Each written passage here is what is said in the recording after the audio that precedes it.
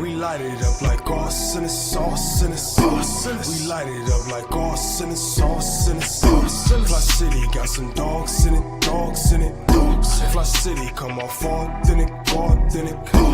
We light it up like arson and sauce and sauce. We light it up like arson and sauce and sauce. My city experiencing a transition from penny pinching, maximizing our dollars, multiply triple digits. I came a long way from baby jars in a project kitchen.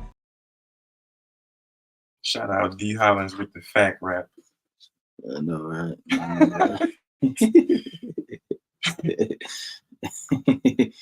Hollins boy, Hollins boy. Peace and blessings, family. Peace and blessings. We getting live in the studio.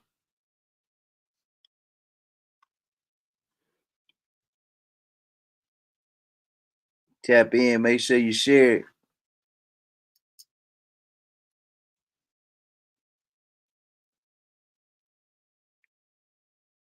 Make sure you share it. Peace and blessings, brother Jaleel. I see you, baby. In the studio, tap in, make sure you share it out. We got a wonderful broadcast that we're gonna share, me and my brother. Big shout out to brother Roberts. You know, he's going through some transitions, man. What's up, Ed? What's up, Shantae? We see you, boy. You see it? Can y'all hear us good out there? Yeah, they can hear us. They can hear us. We gotta get our share game on, man. Appreciate everybody tapping in. We are definitely giving reverence to MLK today, man. Got my brother, Aaron Spencer. Good to see y'all. Man, good. That's right. You got yours up. Yeah. We're just gonna go and we're gonna get these out there real quick. That's right. Preach, brother Jaleel. Let me. Oh, you turn it down a little bit.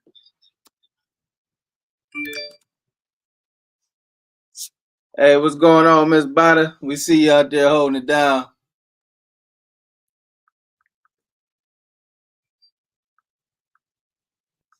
Hey, what's going on, Miss Bada? We see you out there holding it down. So if you can share this with your network. What's up, brother Ed? Big A-Town stepping, man. What's going on, man? Had a good conversation with my brother yesterday, man. We channeling that spirit of King, bro. We keeping it going. You know, we're going to have some real live discussion about where we are as a culture, man. Will he be happy with any of this going on right now? You know, the jury is out, right? Make sure you like, share, and subscribe. We also on YouTube. We're on YouTube as well. So if you want to tap in to Royale X or you want to tap in to Fli-City Blackout, man, we appreciate all the support. We appreciate everybody just tapping in with us. So, man, while we getting it in, man, what's up, Shotty Shaw? We see you, man. Appreciate you for always standing 10 toes down. Big shout out to Edward Johnson, man. Big shout out to you, man. Appreciate y'all for always supporting. Appreciate you, Shantae, for tapping in, always being a good brother. You know, that's what we imps do, man. You see what's going on the shirt. You know what time it is. Brother Jaleel, man. Big shout out to NOI, FOI, man, my family, brothers. We do have Savior Day coming up next month, man. So we getting ready for that, right?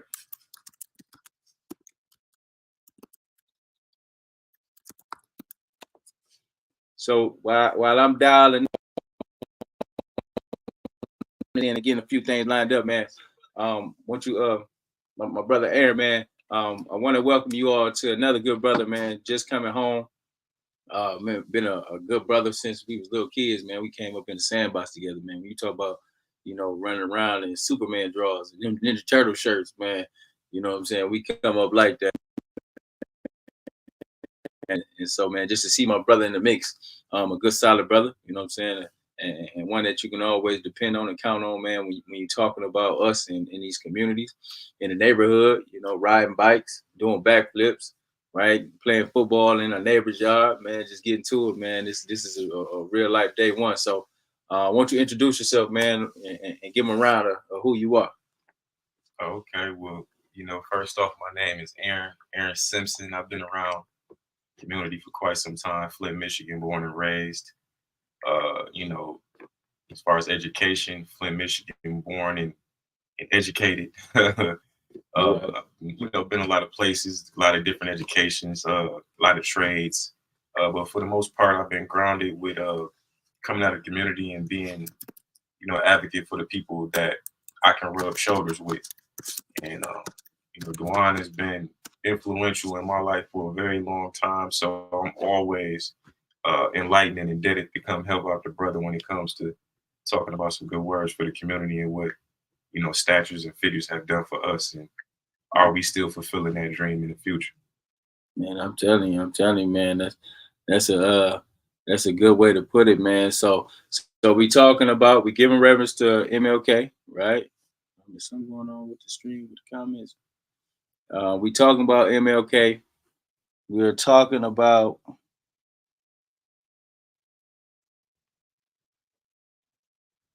I see, Brother Jalil. So we giving reverence to MLK today, right? Right. We talking about all the challenges and tribulations. When you're talking about what this man has meant to history, when you're talking about what he means to this country, to the culture, and all the things that he's have embarked on and look to be able to change. When you're looking at voting laws, we talk about basic civil rights. That man has dedicated his life for us to be in these situations today. And so when we look back at the years and the time that he's put in, I wanna get some real conversation about where we are as a community, where we are as it relates to what we expect from us as Black people in this country. Man, what is your take, man, as far as the brother's dream and then also us as a reality? Where you feel we are? Well, I feel like we still got a lot of work to do. I feel like we maybe halfway, if not 75%, like as far as fulfilling the dream of what he wanted to see leading off where he was at. Mm-hmm. In my opinion, we all entitled to opinion. So yeah, in my opinion, I feel like we're not quite there, but I feel like Dr. Martin Luther King's accomplishments before he had left us, it was a lot for a person of his stature mm-hmm. to what's the word I'm looking for, to accomplish. Yeah. So I feel like we still got a lot of work to do because we still need everyone to participate and get on the same accord, not just the Black people. We need everyone to understand what the vision was about and what it's for, in my opinion. Nah, you know what? And I agree, man.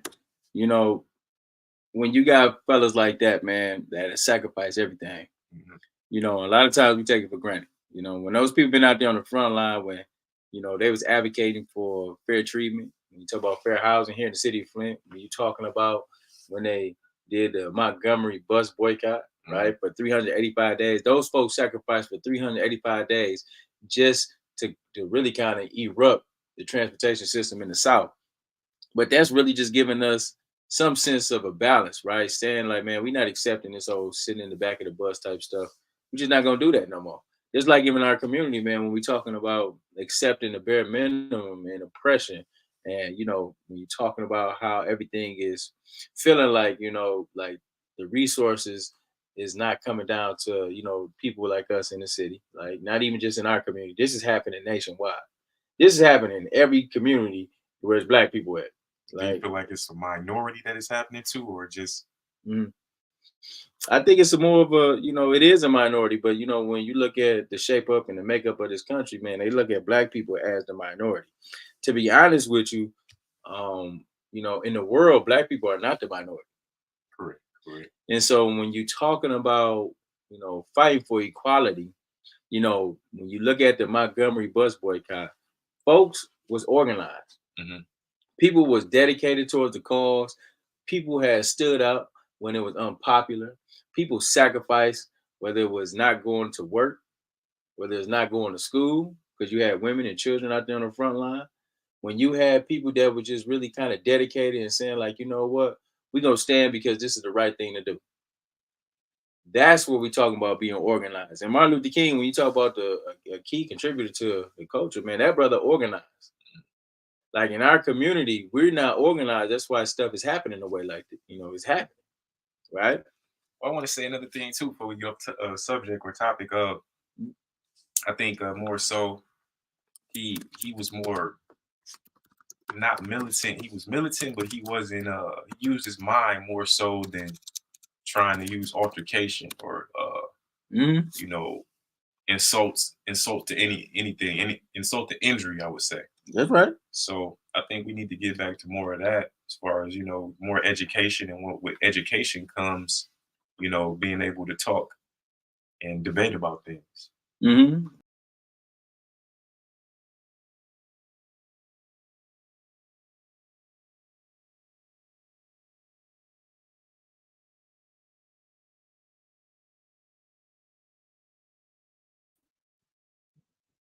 What's up, John Doe? What's going on, cuz?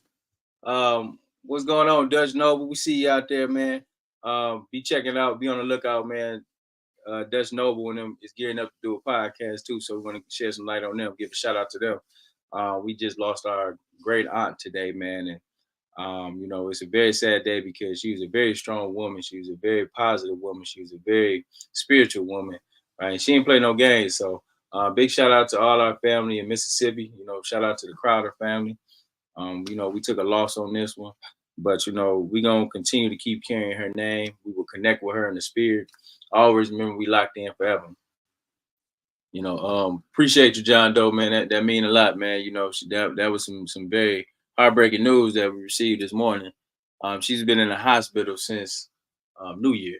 Oh, really? Yeah. So unfortunately, you know, she did make that transition this morning, and so we got to make some decisions as it relates to you know, next steps and what we need to do as a family down there in Mississippi. So appreciate y'all. Appreciate the family. Peace and love to all the family members that's out there. You know, we're gonna continue to keep loving on each other and staying connected, man. So you know, getting back to the topic at hand, when we talking about, you know, the contributions that was made and, you know, drawing a line in the sand. What's up, Bada? I see you saying Aaron. Bada is asking, what side is you on, right? Are you on the side of the righteousness? Are you on this side, or what side you on, eh? Oh yeah, you know, I'm on the side of the righteousness for sure. You know, I gotta rep my people, you know, no matter what.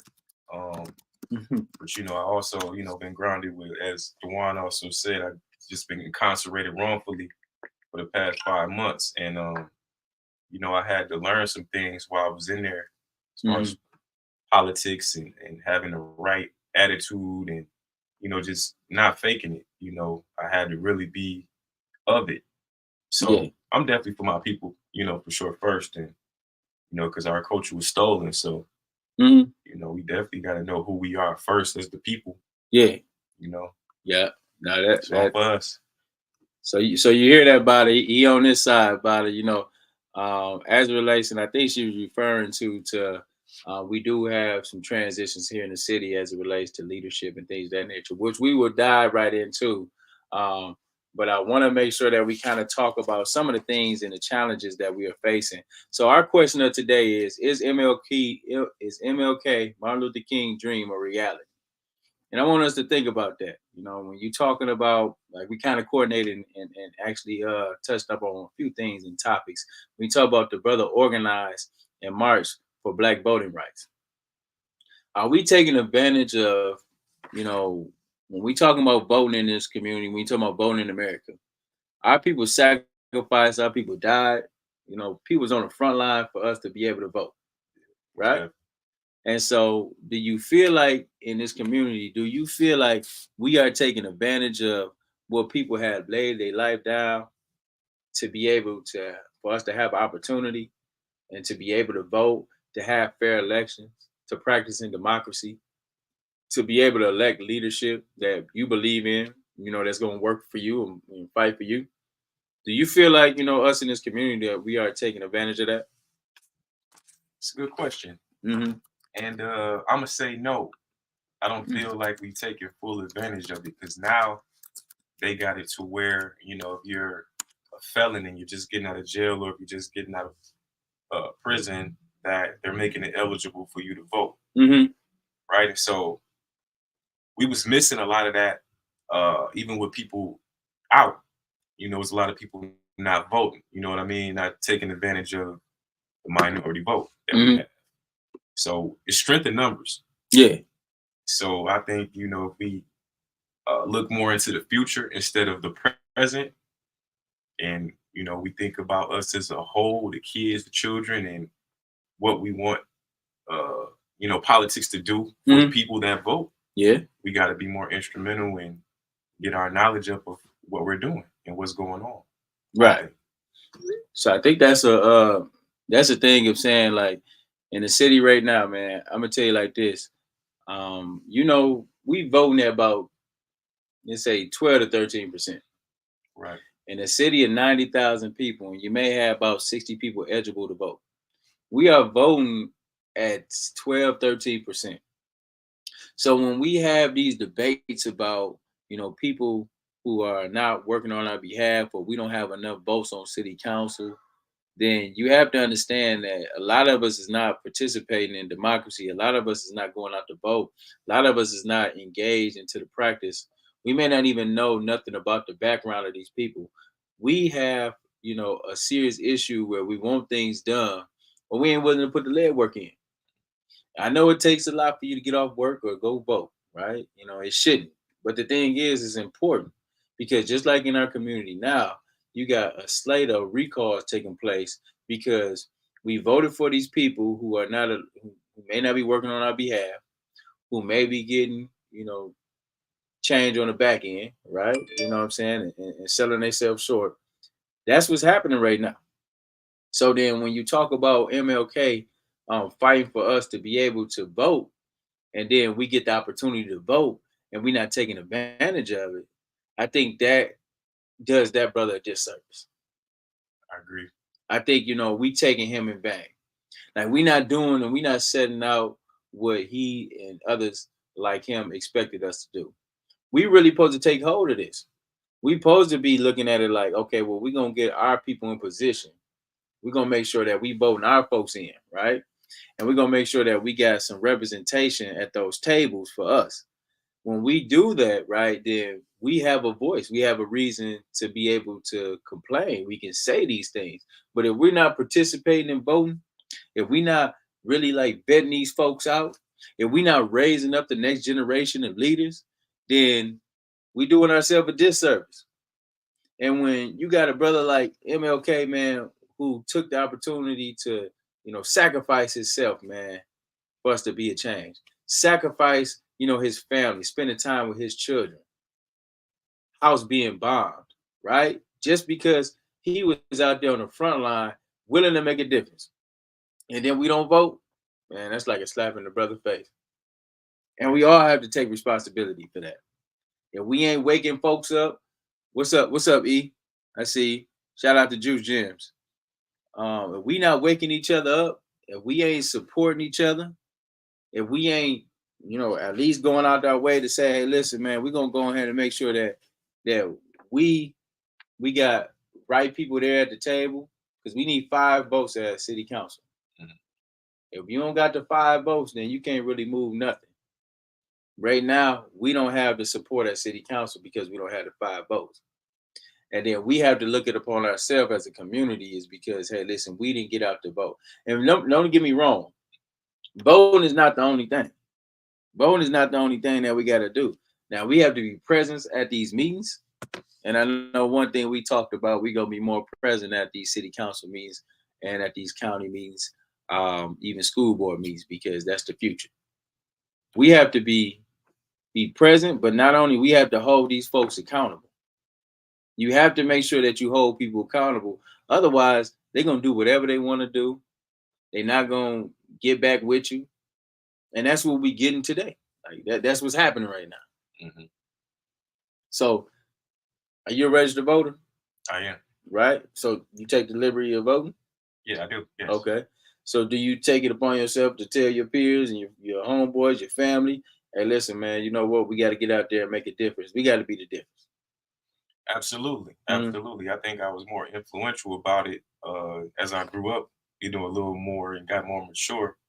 But Mhm. as a immature young man, I didn't really have the knowledge on why I'm doing this and why should I spread the gospel. And you made a good point about it doing a disservice to Dr. Martin Luther King. Mhm. And like I said, I just think it's time for us all to be more influential and have voices Mhm. to people that just don't know. You know what I mean? You know, and I'm glad that you said that because you know, we don't have these necessary conversations in our neighborhood. We don't have conversations when we hang in, when we shucking and jiving, when we spend the time. Mhm. Like I suggest that we have more conversations. And I see Juan, Terrence, all of us in our age range. Like we should be having more building conversations, talking about, hey, what we gonna do as far as like it's our time. It's our time to be making a difference. Mhm. So we have to go ahead and step up and do what's necessary. So when we having conversations, when we building, we need to be talking about things that, you know, that brother was laying down or some of the things that, you know, we can embark on now. Right.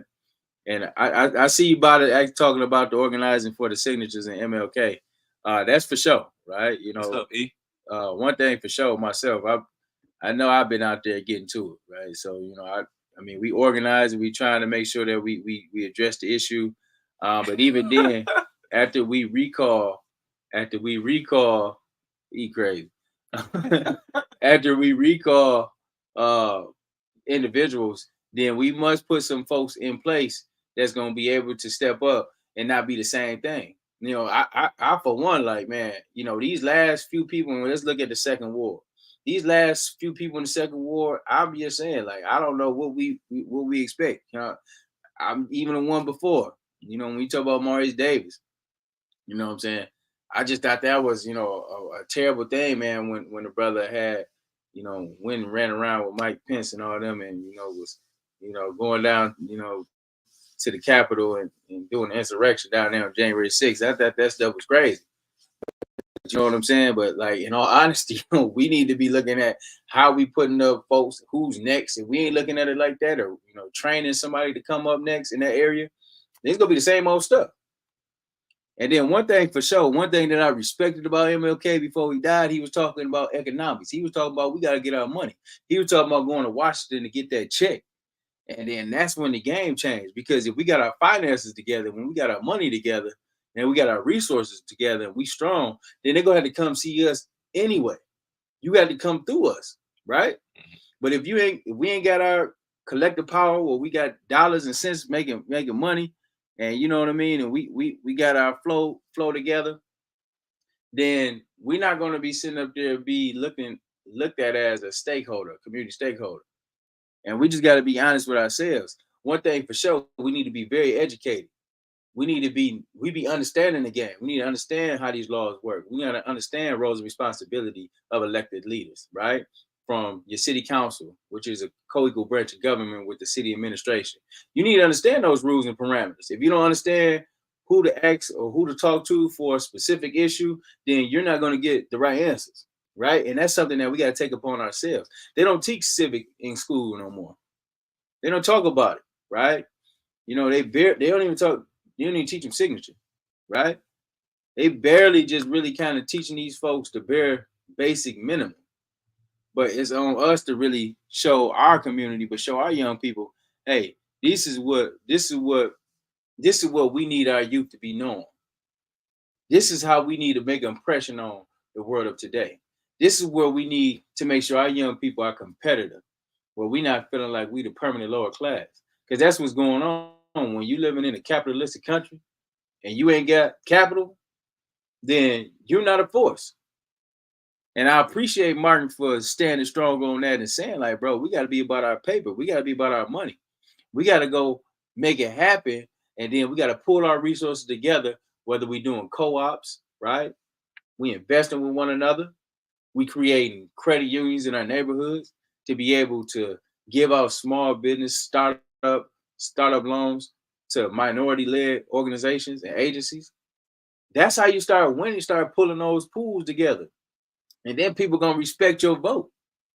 But when we sit up here running around here and we don't have the decency to say, hey, listen, we got our situation in order, we got our structures in place, we got our neighborhoods, we own the properties in our neighborhoods. If we not on that, then nobody's gonna respect us. And I want us to understand, like, nobody's gonna respect that. And Martin was laying it down when he talking about that. And one thing when he's talking about black voting rights and making sure that we had a voice, we had to go ahead and make sure that we followed through on those type of orders. And one thing when I be saying about having objectives, if we got objectives, we got to follow it all the way through. So just like they talking about this recall right now, the recall is the recall of Dale Lewis in the Second War, right? You want to be able to say, hey, listen, all right, this is the strategy. We're going to recall this person, and then we're going to put somebody in that's going to represent us, but then also we're going to stay connected to that person so they don't deviate from the plan. A lot of people get in position and they deviate from the plan. So like, say for instance, like we running you, and we've been working with you. You get in the office, you get into a position, and then you start acting like the white folks. You start going against the black community. You start voting on issues that doesn't benefit us. Now we have to hold you accountable. Now we have to recall you. How do we stop those barriers? Because that happens on a regular with Flint City. That happens on a regular with any community. That happens on a regular with a lot of people that get in position and then they switch up on you. How do you hold folks accountable and you keep it in blood? That's a good question, man. It's gonna be a lot of traitors in the system. It's gonna be a lot of bribery out there.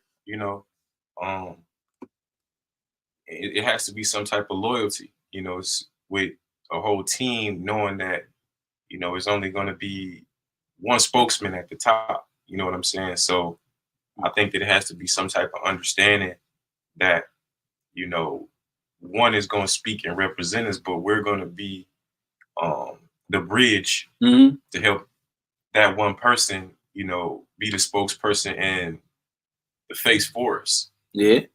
And I guess we all have to, play our part and be, like you were saying, have more meetings and more gatherings so we have an understanding, almost like a contract.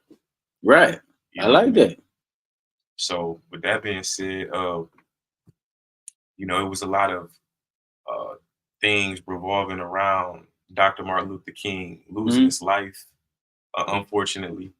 And, for history to not repeat itself, we have to be more instrumental as the people and make alliances with other type of people to let them know, hey, we watching, and we all gonna go to the furthest extent, just like this person is. Yeah. So we can't be scared, man. In my opinion, we gotta be full minded. We gotta go with all our might when we give it to them, all of us.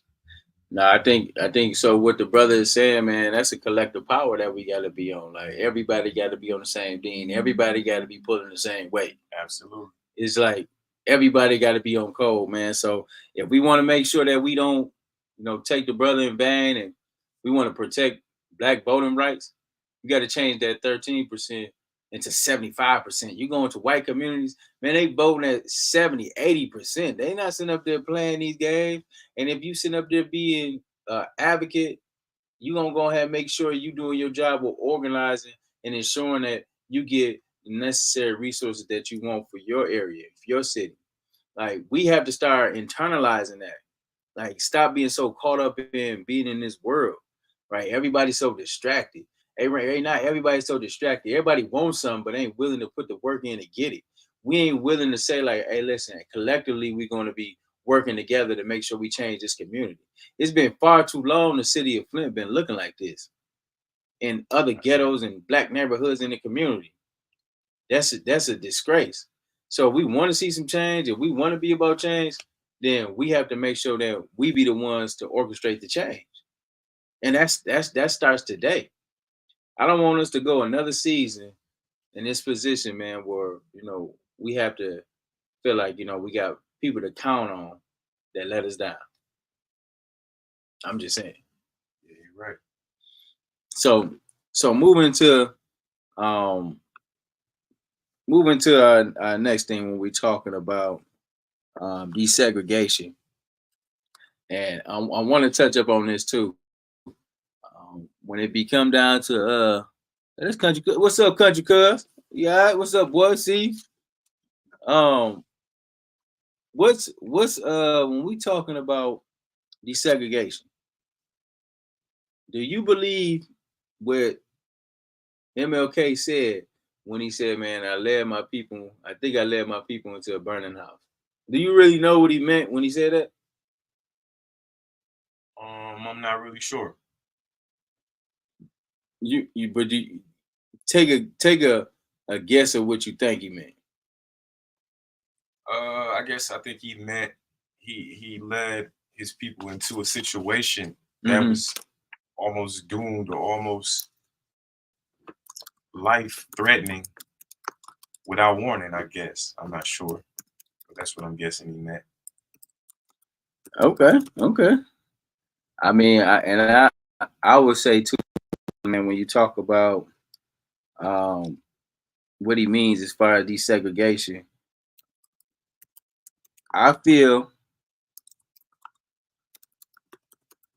like, man, he had good intent. He had good intent when we talking about, yeah, it's good to be with everybody. It's good to fight for the causes for everybody in this world. And I believe that, right? But then also I believe that when you come to the table representing, then you have to have your stuff together. I can't go clean up down the street. I can't pick up trash down the street if I haven't cleaned up my own yard. You know what I'm saying? And so I believe that. So when he said that, I believe I led my people into a burning house. When we talking about segregation, desegregation, we were at our strongest when we had to depend on each other.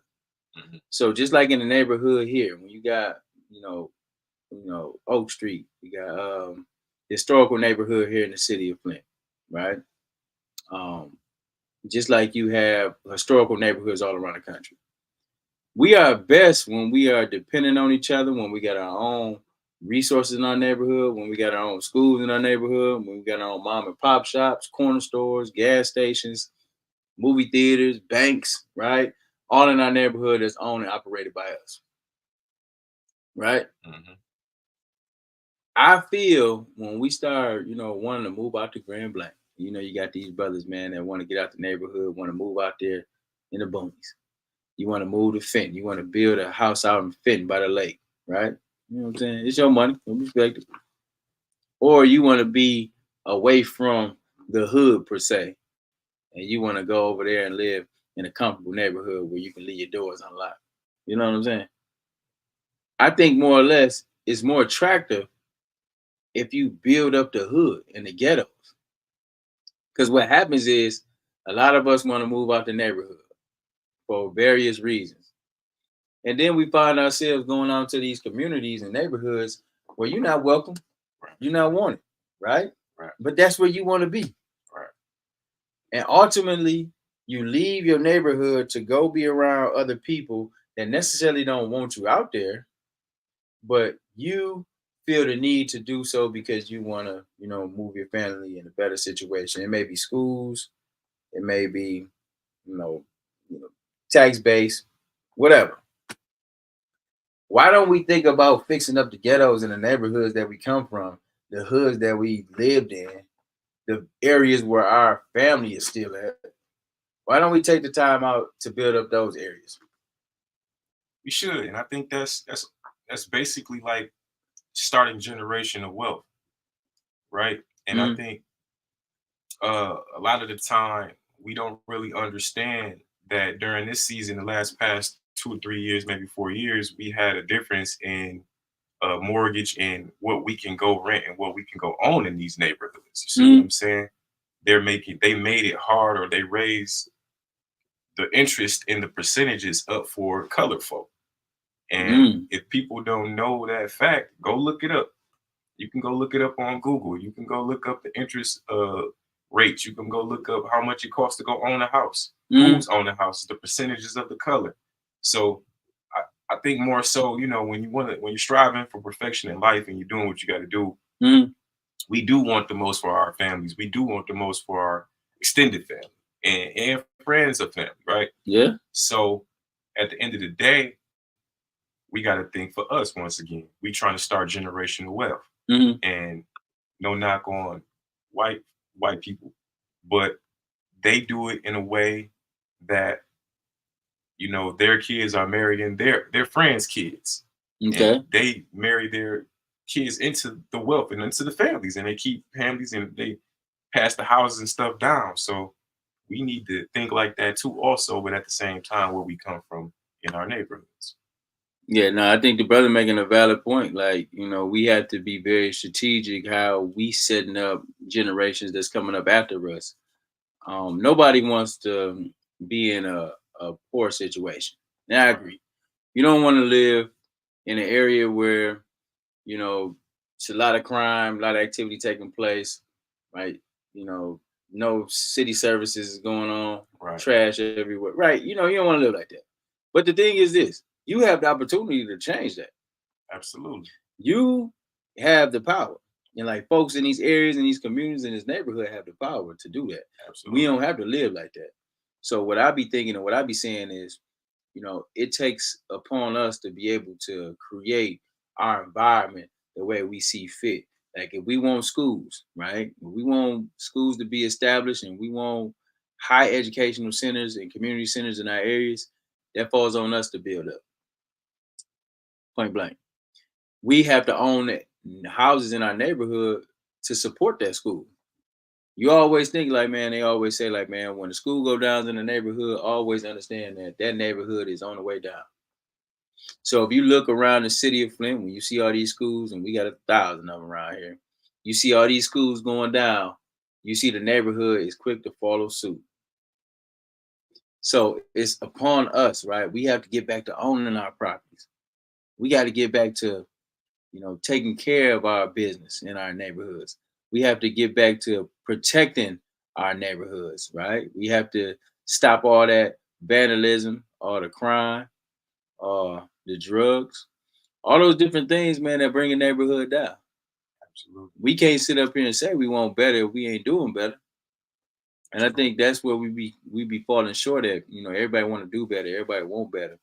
But it's like until we start doing better about ourselves, then, you know, nothing is gonna change, nothing's gonna happen. Ain't nobody coming to do this work for us. They not coming to fix this community up for you. I think we live by, I think what's going on now and for a long time before now is, you know, a lot of people want to see you doing good, but never better than them. So even on the white people side, they, you know, they want to see people doing good, but guess what? They going back to $1 million homes. They going back to $100,000 homes. Not saying that they didn't work hard for it, but just think, you got a whole minority community that got education that's doing just as good as these people in Livonia and Warren or wherever you want to say out in Detroit and these Southfield. They don't want to see that. Yeah. You know what I mean? Nah, they don't want to see it. But the thing is, you know, you're right. People don't want you to see, they don't want to see you doing better than them. But like if it's a love for us and this is a value for us and where we come up from, if I don't want to see you do good, then it's a problem with me. Right. Right. If I don't want to see you in a position that you taking care of yourself and your people, your family, right? You're looking good and you got money and you're doing things that you like to do, then I'm a hater. Yeah. I mean, I'm just saying, like, you know what I mean? Because I have the same opportunity to get exactly what you got, if not more, right? The thing is, it's a mindset thing. Some of our people are so twisted and messed up, it's crazy. Some of y'all fools is crazy. Some of y'all that look like us is retarded. Now, I mean, I'm gonna say retarded, but you acting stupid. You acting dumb. You don't want to see a person like you come up. You don't want to see a person that look like you stand on business. You don't want to see nobody like you that's doing well for themselves and taking care of their children, right? That's the problem with us.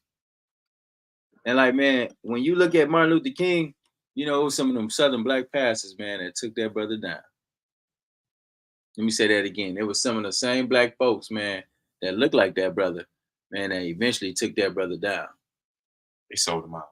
Sold him out. You got brothers like Jesse Jackson, and you got brothers like, you know, Lightfoot Solomon, right? You know, you got these plants, and that's what we were talking about when we saying like these spies and these plants in this community, and in our culture, they look like us. And Mrs. Deloney always said this, like, man, you might look like me, but you're not my kind. That's a real statement. I hold true to that. Like, she be absolutely right about that. Some of y'all look like us, but y'all definitely not our kind. You got hate in your blood. You don't even love yourself. You don't even value yourself. But you want to come out here and talk about what we need to do as a community. But you ain't doing nothing that's going to contribute to us moving forward, advancing this mission. You need to sit your ass down. That's a detriment for what we doing.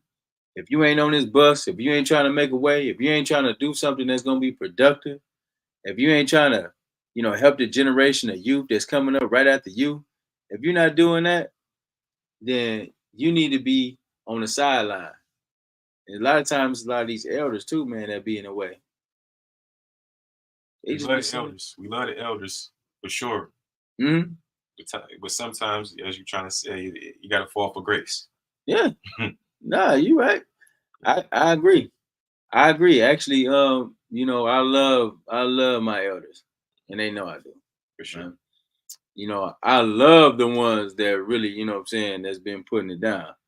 I really do. I appreciate, you know, folks like Dr. E. Hill Deloney. I appreciate, you know, brothers like Reverend Flowers. I appreciate them, right? You know what I'm saying? Because these are legendary. These are elders that's been doing the work.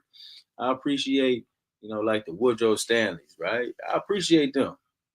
They've been really doing the work and really care about our circumstance.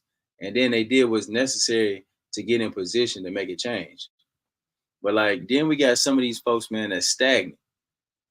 And we got some of these people that's not playing the part because, you know, either they done sold out, right? You know, they feel like, you know, they being fed bad information, or they just ain't got it all together. And that's what keeps us in a bind. And so what it is this is a plea when we saying like what Martin Luther King stand for. Let's not get together every January for his birthday and just forget about, you know, what he committed to doing. Let's not forget about the missions, the sacrifices that everybody who was in that struggle during that time, let's not forget what they meant. Mm-hmm. Let's not just get together in January to have a dinner, right? Or throw a fundraiser if it ain't going toward a specific cause. Let's be very diligent about our actions. Let's be about National Day of Service. But then also not just a day, man. Let's make sure that we doing service all year. Right? Absolutely. Let's make sure that everything counts. Because I don't see the point of us doing these things that's not moving the culture or this community forward. We got to understand that steel sharpens steel, iron sharpens iron. Mm-hmm. You know, that's the main cause of what the movement is going to be about. It's because, you know, I don't know something about this field. I can learn from you. I'm learning every day by being here and putting in my time being with Mr. Robinson here. So I appreciate you. Me.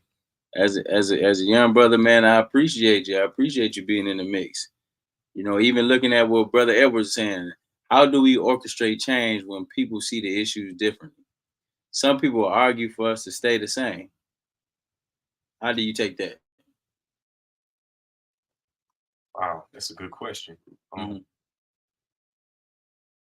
Well, like they always say, change is good for anybody. You know, staying the same, it's not always the best. You know, I think change is good to change, you know, because if you're the same, if we're doing the same thing and getting the same results, it's going to drive us crazy as the people. Yeah.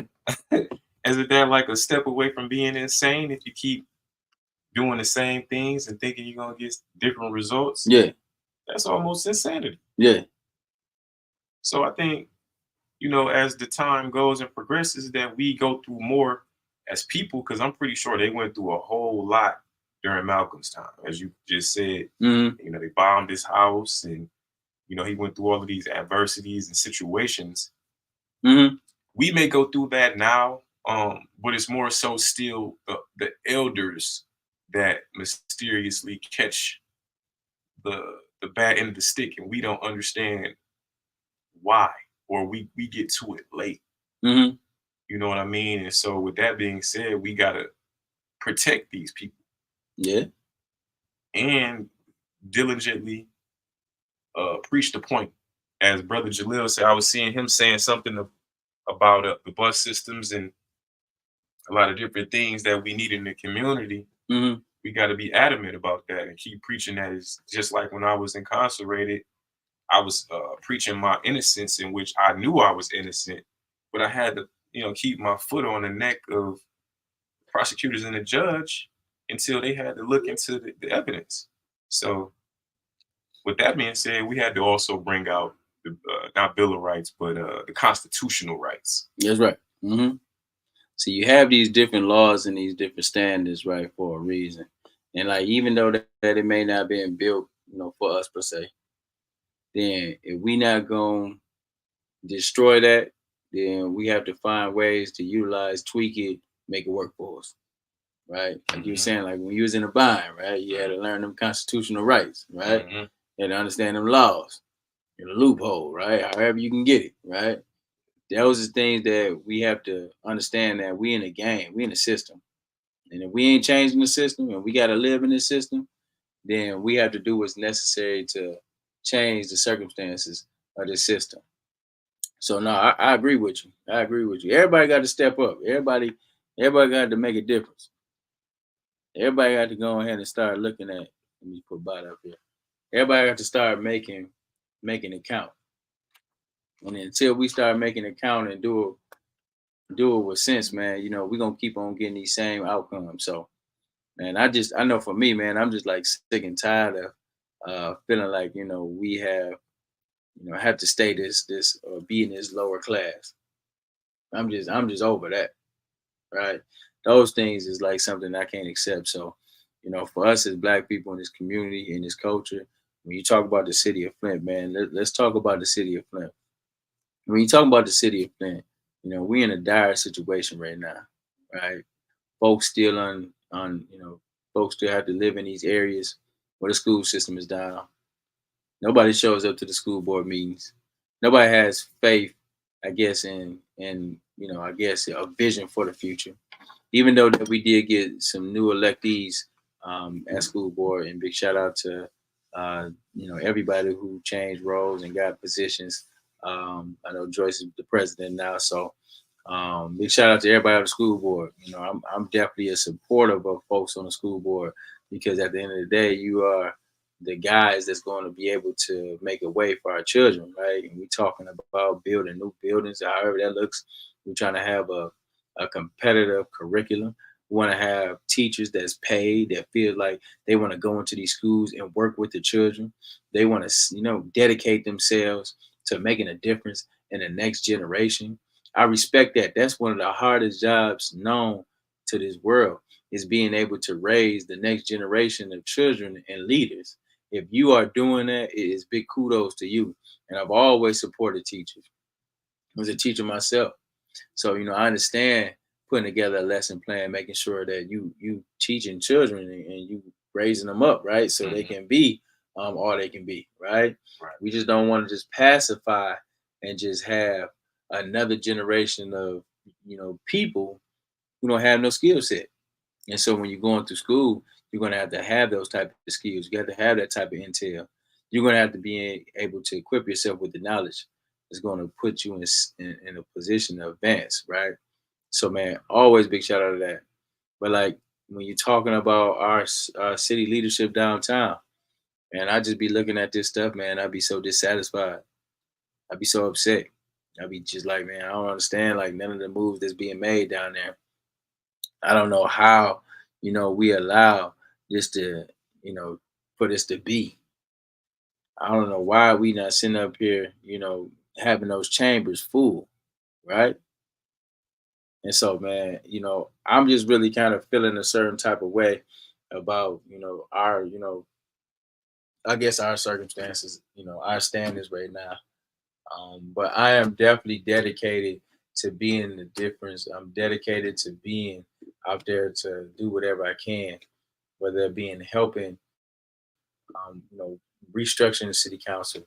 That means, assisting with, getting a effective and efficient mayor in position, right? I'm with all that, right? And Absolutely. and as us as young people, man, we willing to do our part. So I want to bring up somebody else too.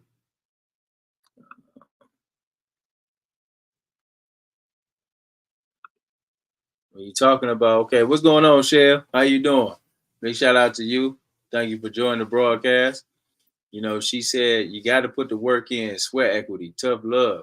You have to go ahead and do something about your circumstances. When you get up in the morning, don't you get up to go ahead and make the donut, right? So then that way you can live a prosperous life. You have to be able to get up and put the sweat equity in. Yeah, sure. You have to go ahead and be dedicated to, doing something to change the circumstance. Like that's just how that goes. So I appreciate when you saying that, Shell. Like we do got to be about some business. We got to be about what's next for us. And make sure y'all like and subscribe, share, and subscribe to the channel Fli-City Blackout.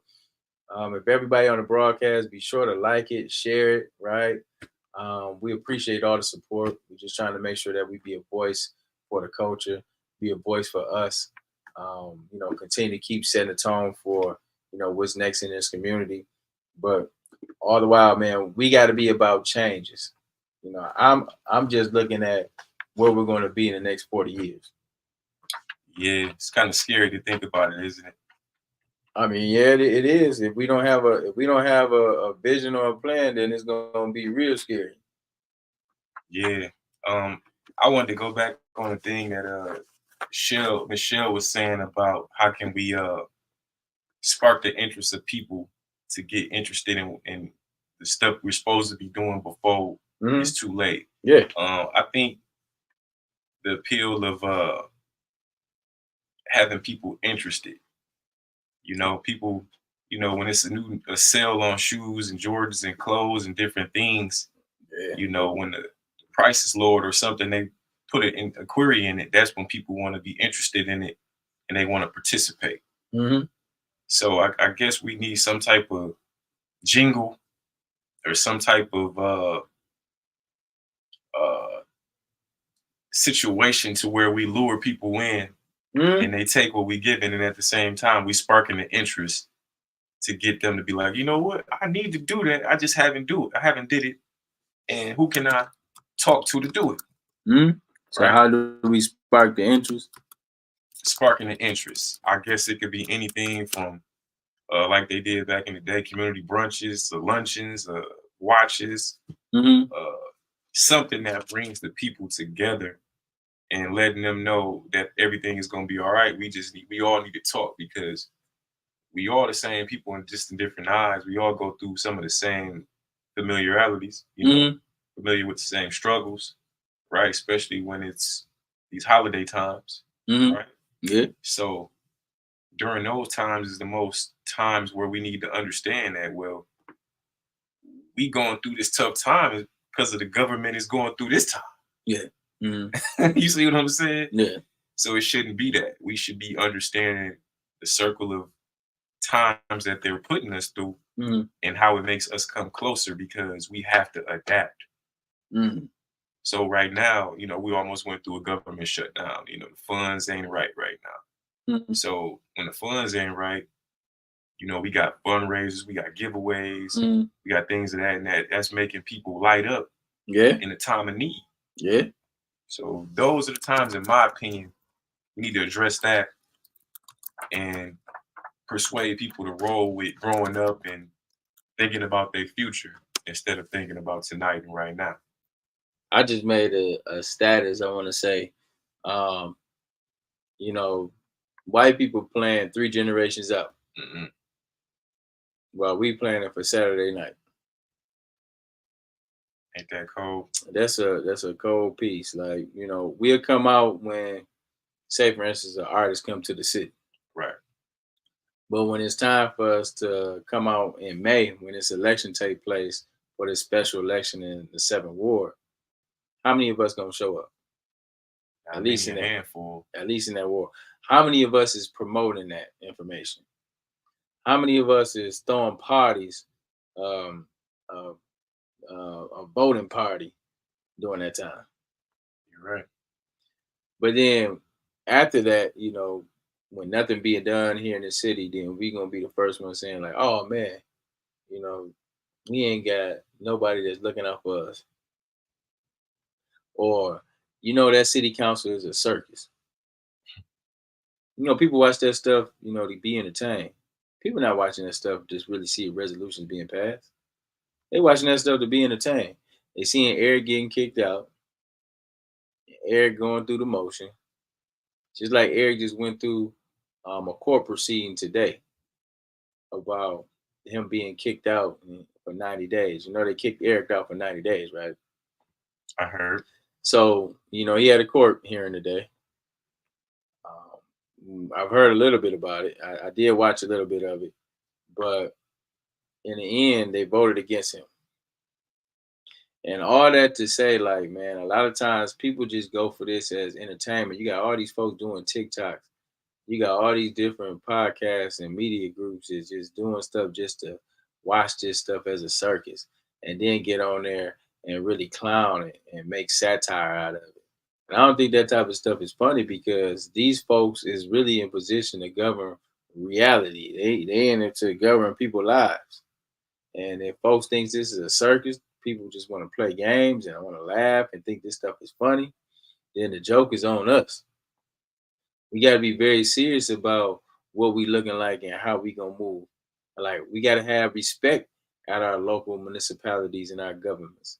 We have to be able to hold folks accountable to being not about a show or not about, you know, getting likes and views, not about, you know, just being a disruptor. None of that nonsense, man. Because at the end of the day, man, people don't care about that. Like people who really just want to get some stuff done, they don't care about you and you know all your policies and all this stuff being, you know, like you know, love and hip hop at city council. Anybody got time for that? People dying out here, bro. Absolutely, you're right. People out here incarcerated. You know, they trying to come home. They trying to put themselves in a better situation, and we ain't got nothing for them. You know what I'm saying? Yep. That's a real thing. We ain't got no jobs lined up. We not attracting businesses to the city. We not trying to make you know this city a robust community. It's like those things is not on the focus. We can't even get a resolution passed at City Hall because people so at you know at odds with each other. The personality clashes. Martin Luther King be rolling over his grave if he watched this stuff going on right now. All the folks that fought Rosa Parks, the Malcolm X's, we need a Malcolm X day because he wouldn't be playing this stuff. We definitely need a Malcolm X day. We need a Marcus Garvey day. We need those type of figures. Like back in the day, people were organized. People were organized. People be really dedicated about doing something.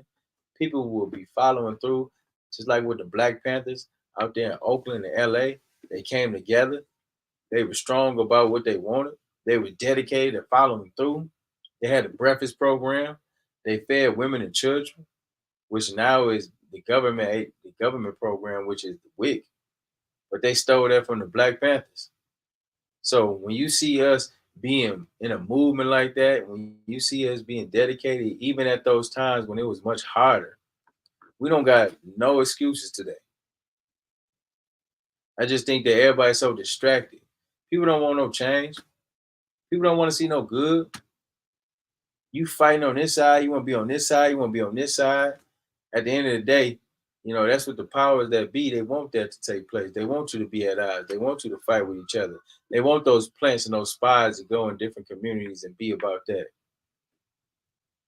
I don't got no respect for nobody who sit up here and go against their own kind and sit up here be a flip-flop. I'll be saying that stuff about the Wilson. Like, man, that be that flip-flop stuff I can't respect. You're on this side one day, right? And then you're on this side another day. You ain't got no standing. You ain't got no respect. The person that stand on principle, they don't respect that stuff. That is plant work. It is like you just coming into a community, coming causing disruption and getting paid to do it, right? Or put up this facade like you stand for something, you stand for, righteousness, or you stand for the community. Well, you ain't nothing but a joke. And I read and did research on Lightfoot Solomon. That was a bad dude that, he had the Nation ear, he had his CBS radio station. So he was one of the prominent black figures back in the day. His whole thing was to work with Edgar Hoover and the FBI to discredit Martin Luther King. He wasn't sitting up there talking truth. His whole thing was to discredit this brother, man, that's out here on the front lines. Didn't nobody respect that? Didn't nobody respect Solomon? Lightfoot Solomon would never go down in history as a culture champion. And some folks be jealous. Some people be hating. Some people be hating on people that's out here that's got influence. People listen to you. People come to you. People want to hear your word because you mean something. You ain't never lied to folks. You ain't never led them down the wrong path. And you not no flip-flop type of person. Like for me, I ain't never been no flip-flop type of person. If we on a losing team, which we on a losing team right now, we out of position. Let me just say that. We out of position. We ain't got the 5 votes down in city council. And we ain't in the graces of the mayor because we don't bend and fold. I respect what Cat Williams was saying. I got all the receipts, right? I could walk around and be comfortable about how I'm living, about what I'm saying, and how I portray myself. It's because I've been there since the day when I stepped in. I ain't never flipped on nobody. I ain't never got paid to sit up here, go against my kind. I ain't never sit up here wanted to be a detriment to the black community. I never would do that. There ain't no amount of money for me to sell out for nothing. Even when I was in the streets, I would never sell out for nothing. We don't go turn coat on my people. If I'm out there with you, what's the point of me sitting up here talking about some stuff? You stand strong. You stand on principle, 10 toes down until we come up. That's how folks got to be. Like, I don't care if we ain't never going to get in the door. As long as I say, like, listen, man, we always know what we stood for. Like, we're going to go die like this. We're going to go out like this. We're going to stand on principle to the end. People respect that. And we ain't got enough leaders in this community to be standing on that. We ain't got enough leaders in this culture, in this country, to be moving like that. You wonder why they always kill them folks off.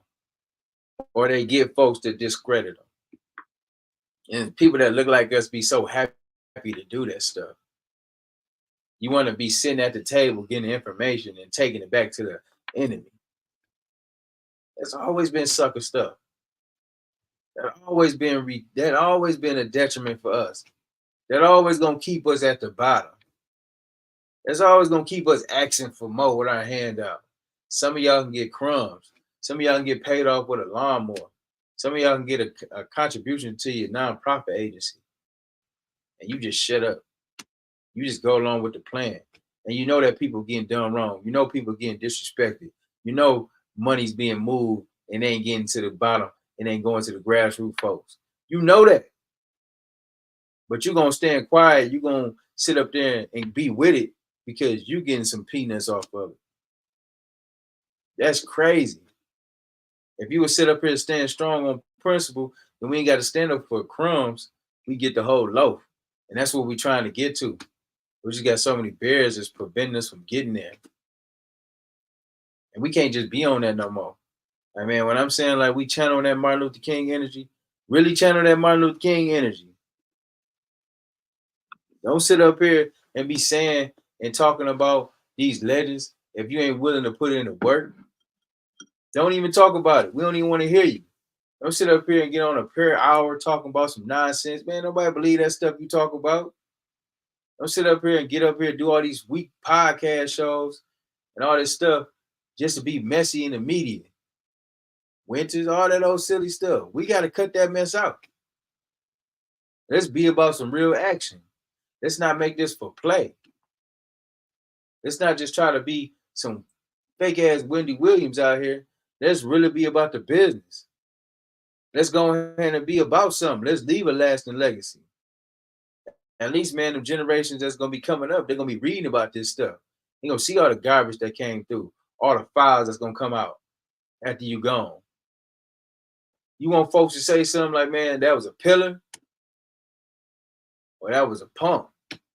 What you gonna stand for? What you gonna be? I know for mine, I know all the young people that I represent, I stand up for, mentor. You know, they be appreciating having brothers like this in front of them because they give them and serve as a guide. They don't take this for joke. They don't take this for play. They really looking, they hungry. And we wonder why young people out here acting up. Wonder why they feel like they've been outcasted. Wonder feel like why we feel like we've been disenfranchised. And then you want to get mad at them and talk about pull your pants up and turn your hat around. Man, go on. If you ain't willing to stand in the way, if you ain't willing to get in the way, steady talking about, man, I'm trying to stay out the way. That's crazy. You supposed to be a guy. You supposed to be in the way. You supposed to be going to these liquor stores, to these events, wherever they at. You supposed to be there. And let me talk to you. I know we here for a purpose. I know we here for this, for the circus. But in between time, let me drop these jewels on you. Let me give you something to think about. Let me talk to you for a minute. Let's kick some real stuff. Let me kick it to you about MLK. All us in position or older should be over there talking to these young people, saying like, man, listen, let me talk to you for a minute. Let me kick it with you. You know, Martin Luther King wouldn't be a pleasing of this. Malcolm X would not stand for this stuff that y'all know. And all our elders, our folks that's older, we need y'all. We ain't trying to be at odds with y'all. And I ain't never said like I never, you know, I always respect my elders. I always appreciate all the ones that's before me. Because if it wasn't for you, then there wouldn't be no me. So I appreciate you. I appreciate kicking with Brother Ed yesterday and having a conversation. I appreciate kicking with having a conversation with Brother Reggie. I appreciate listening to Reverend Thrill Kell because he be always dropping jewels. I appreciate sitting up under Miss Inez Brown and she talking about political action. I appreciate the time that I spent with Brother Woodrow, the late great Woodrow Stanley. You know, when you talking about this political makeup and the leaders, Winfrey and all them, right? I appreciate y'all. That mean everything. We got some folks that we can learn something from in this day of us now. We got to take full advantage of it.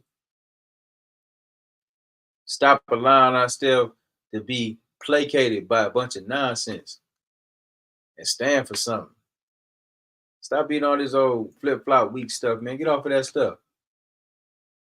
You want to be petty and stuff. Man, y'all fools is crazy. Some of y'all is nuts. And it shows. Some of y'all that really dealing with mental issues. Some of y'all that be on them lives talking all day. Man, you crazy to sit up here and be on live every 5-10 minutes like it's something to talk about. Why you gotta be on live so much? Why be sitting up here driving down the street on live? When there's real work going on right now. Doing all that research and still retarded. I keep saying retarded. I don't want to piss my people off. But just doing all that research and still sound stupid. It sounds like it is. Still don't got your facts together. Still looking like an idiot. And we all see it. And folks just laugh. You think people engaging in that. You think people care about what you're talking about, but they really don't. They don't care about what you're talking about. They don't care about none of that stuff you're talking about. Because they know you don't stand for nothing. We can't even take you serious. Folks sitting up here want to be on TV all day, in people's face all day, ain't got nothing good to say. I don't even see how we be watching that stuff. I don't see how we be entertained like that. Don't be part of the circus in 2024. Don't be a part of that stuff. Be about something that's of substance. If you know this stuff is a clown show, don't be engaged in that nonsense. Don't watch them silly lives. Don't watch them podcasts. It's not fruitful. Don't watch that old clown stuff. Don't be about that. People is really crazy out here. And they think they got it together. So in the vein of my brother Martin Luther King, make sure you all like and subscribe and share Fli-City Blackout. Everybody on right now, make sure you like the show. Make sure you share the channel, right? We appreciate all the support. We on one, right? You know what I'm saying? We're going to continue to keep giving that type of energy all year long. Man, we appreciate everybody for tapping in, coming on the conversation, right? You know what I'm saying? If you got something that you want to be a guest on the show, just go to Fli-City Blackout on Facebook. You can go on YouTube as well, right? However, whatever, man. We want to have real engaging conversation. If you took offense to what I said, or you're an adversary, and you can come sit down in this chair right now and have a whole dialogue and try to make sense of what's being said. If you feel in your heart that I was talking about you and your foolishness, 10 out of 10, I probably would. Right? So, man, let's be something different this year. I know, Brother Ed, sometimes people won't change. Some people just ain't gonna change. Everybody can't go. I mean, my old music manager used to tell me, like, man, bro, everybody can't go. You don't be able to take everybody with you. I used to be like, man, listen, I'm gonna take everybody with me. Everybody gonna go get it. Everybody got a part to play. Like, man, you crazy. Yeah. Everybody can't go. Yeah. You better make it make sense, right? You better get in order. Whoever need to be there gonna be there. They're playing a part. And that's it, right? Don't be trying to do all this extra stuff. You know, try to mobilize and get folks that don't need to be there. Unfortunately, there's gonna be some casualties in war. And I'm okay with that. You know what I'm saying? But what I will say is, like Shell just said, everybody don't understand the assignment.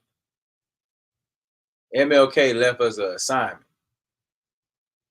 Hopefully, folks know what that assignment is. Hopefully, we are not taking this brother's name, his mission, effort, or initiative in vain. Be about service this year.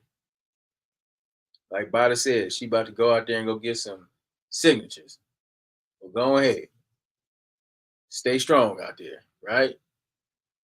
The thing is this.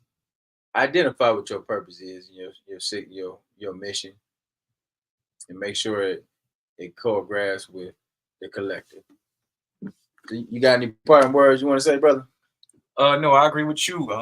I'm just going as I go. I'm listening, I'm observing, and I'm sharpening myself. So I'm agreeing with what you're saying. We just need to pray harder, try harder, and carry out the mission. No, that's real. That's real. Well, you know what? We appreciate y'all. I hope something, sparks an interest. I hope something that, was said definitely makes sense to you. I hope we be much more than lives and podcasts and all talk. Right? I hope that we'll be about some action this year. I hope that we change the course of city council this year. I hope that we do get a acceptable state representative that we see on a regular basis, right? And that's here, that's willing to do the work, that's listening to the community, and that wants to be a partner, right? And that's going to take these efforts to Lansing and make a difference.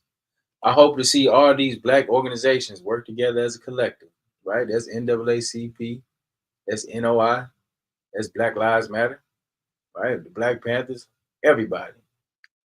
Genesee County Black Democratic Caucus. I hope to see us all try to make a difference. But then also, I know everybody has their own lane. But then, some way or another, we can kind of formulate a plan together, get some objectives and goals.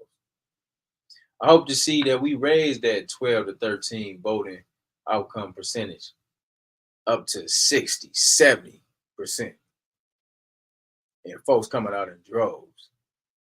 And not only did we vote, but we come back to the table the very next day with objectives for whoever's in that position, whoever's holding that capacity. And then there's some demands and some mandates we're going to look to have from you. And we're going to expect you to carry it out. And if you don't, we'll be knocking at your front door. I hope that we get these young people engaged and not so caught up in the fast life, not caught up on Facebook, TikTok, Snapchat, all this other silly stuff, right? That's keeping folks distracted. I hope to see y'all out there doing what we know that you can do. Join the movement. Be a part of something great. Be about something that's building up something other than yourself. And I hope to see us, take this conversation and take these dialogues, take these into moving, into action. And I appreciate everybody who I've worked with over the past year. I appreciate everybody who participated during Kwanzaa, because that gives us principles and values that we need to learn to live by. And I appreciate folks that lended a helping hand. You ain't always got to pay folks to do some stuff. Like, everybody is in a position trying to get somewhere. But at the same time, understand that, listen, I don't get paid for this work. I don't get paid for none of this stuff. I don't get paid to come to these meetings and come out of city council. I don't get paid to stand on the front line and demonstrate and protest. I don't get paid to go to the county jail and make sure my partners down there are good. I don't get paid to do house calls and visits with families who've been discriminated against or who has faced police brutality. And we have to just deal with the outcomes of the effects of the trauma. We get paid for that stuff. You got a heart to do it. Because you cared. You cared enough to stand in the gap. And everybody else didn't. You in a building by yourself. Everybody going home. You still working. Everybody ain't got that type of sacrifice. People be so burnt out. People be so tired. People will work 8 hours in a day and be done. Well, other people work 12 hours and still that's half the day for them. Let's be about something different this year. Let's be the change. Let's be what our ancestors are and thought us to be. We ain't got to engage each other if we ain't going to be real with each other. If you ain't going to be about no real stuff, stay away from me. Because you don't even be around me. Right? Because my spirit is not even going to allow you to be around me. And you're going to be uncomfortable. You're going to be uncomfortable being around me. Right? Because it's a certain type of vibe that I carry. And I want to make sure that I hold myself accountable. Hey, I want y'all home. If I ain't standing up, if I've been missing in action, like folks were saying, like, yeah, where you been these last 2-3 months? Folks, sometimes folks be busy. I got 2 teenage children too, right? I got a whole operation outside of Michigan, right? And I got stuff I'm trying to get to as an individual. But at the end of the day, hold me accountable. If you ever see me on this side, being a flip-flop and joining that side, then you make sure you pull me to the side and say, Brother DeWaun, that was some flip-flop stuff that you did, and I want you to know that I didn't appreciate that. And you know what I'm going to say? You know what? I appreciate you. I appreciate you, brother, sister. I appreciate you because I know better. I ain't never been a flip-flop in my life, so I know if I'm ever doing some silly stuff like that, then I would take my own self out the game. If I'm not being a benefit to Black people in this community of Flint, I don't even want to be here. I don't want to waste your time. I'm here for a purpose, here for a reason. I know that. I've been in this game for a decade long. As a young brother, me and this brother used to be touring around the country. Touring around doing music. I was in city to city, state to state, doing music, wasn't even thinking about community work. I came back here for a purpose. Came back here for a reason. And I'm still here. and get all these different offers to do all these different things and all this other stuff, you know what? I honestly say, like, man, you know what? My job is not finished in Flint, and there's some things that I'm trying to do, so I got to stay fully active on that. I can't even entertain those things. A lot of lucrative things, but I wouldn't even entertain it. Now I do get out of here and be on the fly sometimes. I do be in and out of town. You know, I'm planning to go back to Africa here soon. So, you know, I'm definitely working on some international goals and objectives. So, you know, but it's all for the culture. It's all black for the culture. But I'm not wasting no time with nobody. I'm not wasting my energy because you can't get that time back. I'm not having these coffee conversations with just everybody. Only time when it's for a conversation is for a reason, because we got some stuff to do. So just take hold of that. 2024, we hold each other accountable. We being the difference. We not gonna let Martin Luther King dream fail. We're gonna make it a reality. We're gonna vote more. We're gonna own the stores and the gas stations in our neighborhood. First, we're gonna own our properties. We're gonna buy the parcel lots around it. So when you see them doing this new development, that you get in the way, because they're gonna have to come holler at you and come see you, and you put a price on it. You want to sell it. But all year long, we're getting our finances together. We finally got the grocery store coming up, right? We see that grocery store, we proud of it. But then at the same time, we're looking at doing a credit union next. We stepping up. We stepping up. We might even build our own public school. We ain't got to deal with the charters. Charters are private organizations. Private organizations. So they may not necessarily have the mindset what's needed for our students. We need to make sure those curriculums benefit us, but then it's a reflection of us. That it has cultural awareness, that it has civic, arts. We bringing all that back. We much more than basketball players and football players. The music scene is hot around here in the city of Flint, for sure. But best believe we not banking on just that. We more than just rappers. Now, we at this point where we are in this community now. It's gonna be up to us to take it into this next hemisphere. That's causing for everybody to get bound, everybody get involved. So it's get down to lay down. The time is now. You might not have this opportunity like this no more. With all these wars going on in the world, you don't know what's gonna be coming. And you got influx of folks coming back to this city. So you might find yourself as the minority if you don't get it right. Just trust me, them folks downtown, they just ain't got it together. They letting folks in. And it ain't gonna be beneficial for you. So, did I cover everything? Am I on point? What's up, brother Rodney? We see you, brother. What's up, Tanya? Make sure y'all like and share and subscribe to the channel. Everybody hit the like button. Make sure y'all hit that like button. Make sure y'all support it. Make sure y'all share it. Make sure y'all put it out there. Y'all talk about Fli-City Blackout. You talk about the broadcast. It don't cost you nothing to support. I said that earlier. It don't cost you nothing to support this stuff. It ain't that much to take 15, 20, 30 minutes out your day to hear some constructive conversation or some motivation. All 2024, I'm motivating. I'm hoping I'm just motivating. I don't want to be tearing everybody down. Now I will tell you now though. I get some folks I'm gonna be getting on their head. I'm definitely about that. But I'm definitely trying to make sure that we leave a positive note. I'm for sure about that. And I appreciate all my brothers and sisters, man, that feel and continue to build me up.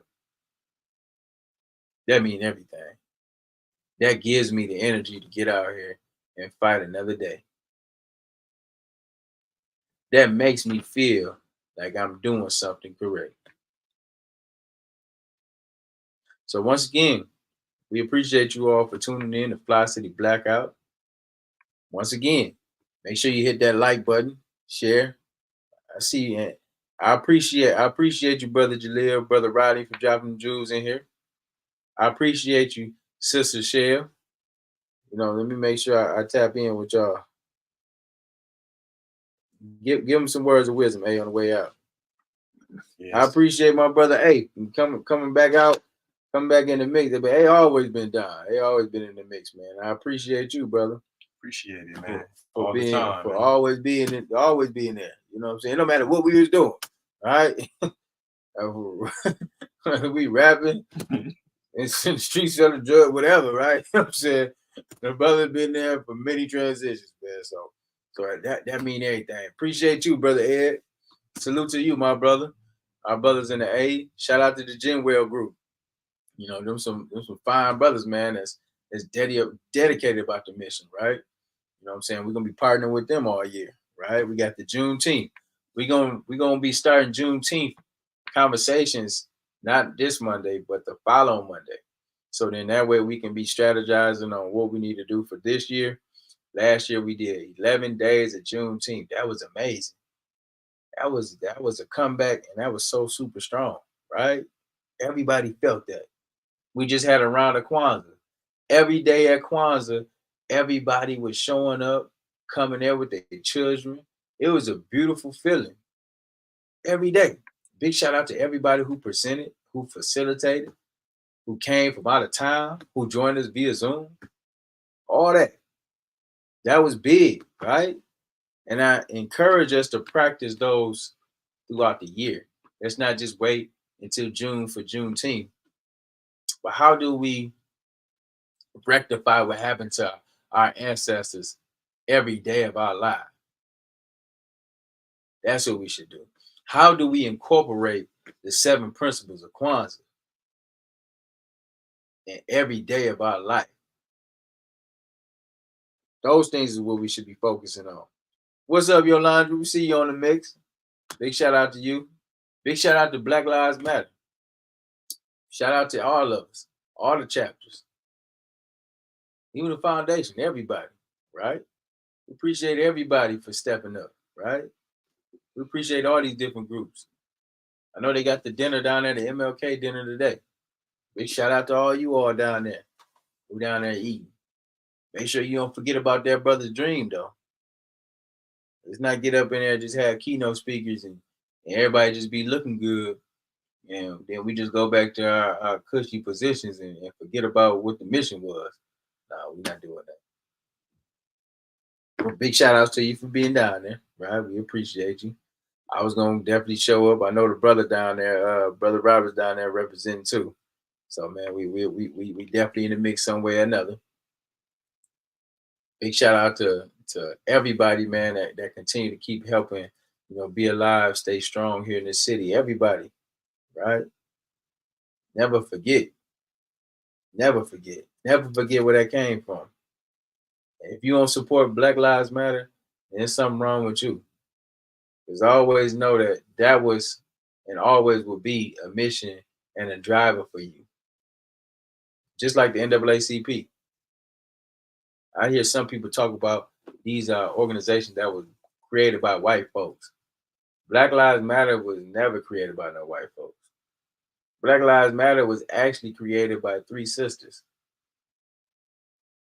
Black Lives Matter is the biggest threat to the modern day Israel. If you ain't read that, then you need to read that. You need to research that. Nobody had them scared like we did. We coming through with change of policy. We came with the Breathe Act, the George Floyd Policing Act, all those things. You got to have folks in the Senate that's going to pass it. They be scared of that stuff. White folks be scared of stuff. Don't be scared. And big shout out to my allies that really support it. They really about that. I got some real strong allies. I ain't got time to be dealing with them fake folks. I ain't got time. Some of my allies be stronger than some of these black folks. Trust and believe, I appreciate them.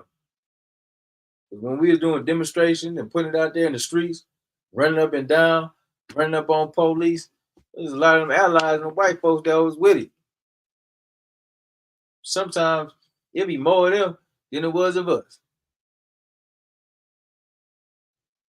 You better believe that. So one more thing, man, when we talking about Yolanda, this was about MLK's dream. And then we talked a lot about those plants and those spies.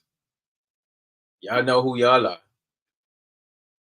Whether you down on city council, whether you're on your little podcast, whether you streaming live right now in your truck down in Georgia somewhere, just understand, man, listen, we ain't standing for none of that stuff. Get your mind and your life right. Otherwise, we're going to force your issue. Because all day, just like with Lightfoot Solomon, those documentations, they come out. That stuff come out. It's going to come out one way or another. I ain't never been one to worried about no paperwork, because I ain't in it. I can say that just with full confidence. Backtracking nothing. Double down on nothing. Right? It take a real one to be able to do that. And I feel like a lot of us is like that, but then we got some folks that's not. So we keep an eye on you plants and you spies. That's what the show was about, Elijah. It was about MLK. And we thankful for MLK and his contribution to society and continue to make it stronger as a unit, right? And we're going to live out your dream, man. We're going to make it a reality. So with that being said, once again, be sure to like, share, and subscribe to the channel. Show some love for BLM. Giving great reverence to Martin Luther King, but then also Malcolm X. Let's not forget about Malcolm X in here now. Can't forget about Brother Malcolm. We can't never forget about Malcolm X. Malcolm is always going to be a legend. That is one of my favorites, if not the best. I really appreciate what he meant. He really cared. And he knew that, listen, man, you know what? Sometimes folks ain't going to live a long life. Yeah, I want to live in a rocking chair and play with my grandbabies. That's for sure. Yeah, I do too. This sound like a really good time. But understanding that sometimes that just may not be the case. Some of our roles is to be using the time that you got. Whether that be 30, 40, 50, 60, 70, 80, 90 years. Use the time that you got and use it wisely. Make sure it counts. I know I will. So while I'm anticipating living a long, prosperous life, I'm thankful for whatever time I got on this earth. But one thing for sure, when I do go out, you'll say, yeah, that brother was solid.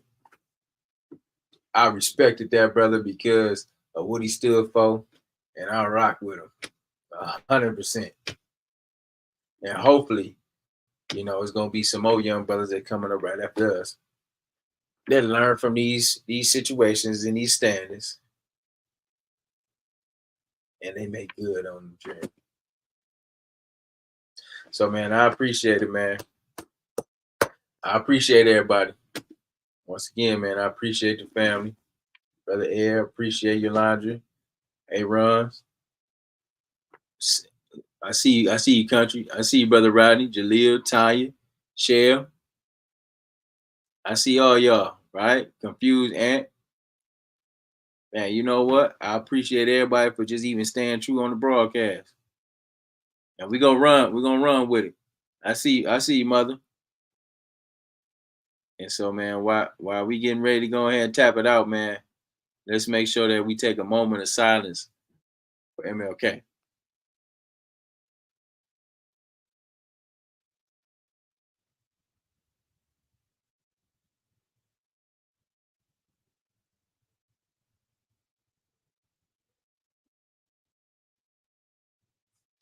All right.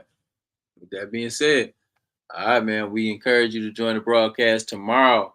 We will be bringing in former 7th Ward Councilwoman, Mrs. Monica Galloway. She'll be coming in. We'll be talking about some of the 7th Ward activity, but then also we'll be talking about City Council. We're just going to have a real conversation about what's going on here in the city of Flint.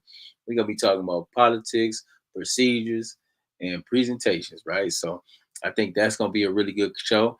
Check us out tomorrow at 7:30 on Fli-City Blackout. Till then, we're gonna be tapping in. What's up, brother Flynn? We see you, brother.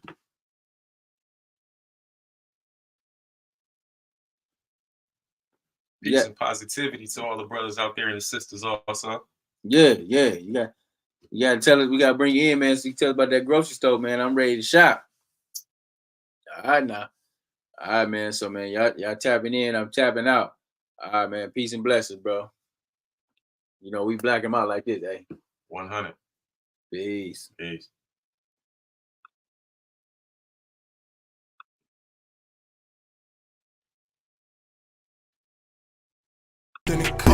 We light it up like sauce in the sauce in the sauce. We light it up like sauce in the sauce in the sauce. Fli-City got some dogs in it, dogs in it, dogs. Fli-City come off authentic, authentic.